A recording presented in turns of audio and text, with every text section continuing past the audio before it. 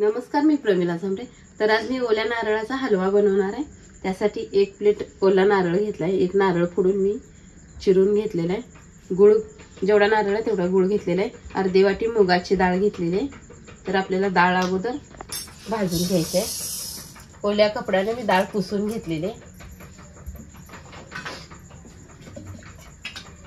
तर डाळ आपल्याला तूप टाकून भाजायचे आहे। 1 चमचा तूप टाकून घेतलेले आहे।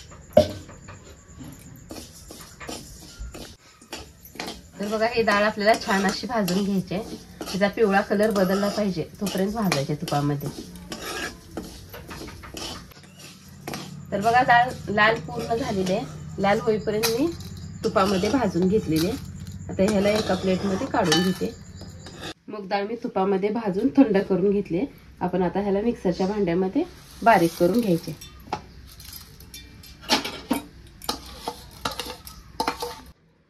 तर छान असं मूग डाळ मी बारीक करून घेतलेले आहे। ह्याला एका प्लेटमध्ये काढून घेते। तर मी सगळं मूग डाळीचं पीठ काढून घेतलेलं आहे। तर ही ओला नारळ आहे, ही पण मिक्सरला वाटून घेते। तर बघा, ही नारळ पण मी वाटून घेतलेलं आहे। उगा 1 चमचाभर मी दूध ओतले आणि बारीक अशी पेस्ट करून घेतलेली। तर मी 1-2 चमचे तूप टाकून घ्यायला लागले।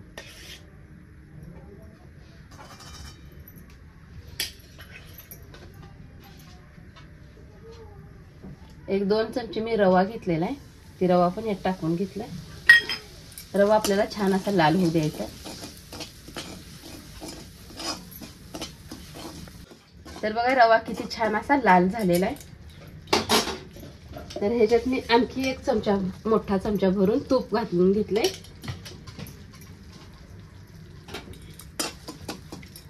त्या तुपामध्ये आपल्याला ही जी नारळ मी बारीक करून घेतलेला आहे ओला, ते टाकून घ्यायचं आहे। ती पण छान असा तुपामध्ये भाजून घ्यायचं।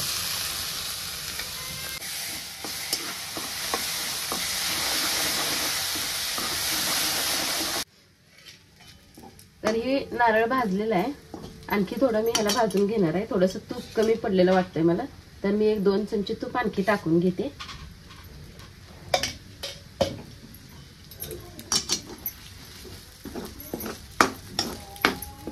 जे आपण मूग डाळ भाजून बारीक करून घेतलेली आहे ती पण ह्यात टाकून घेतले।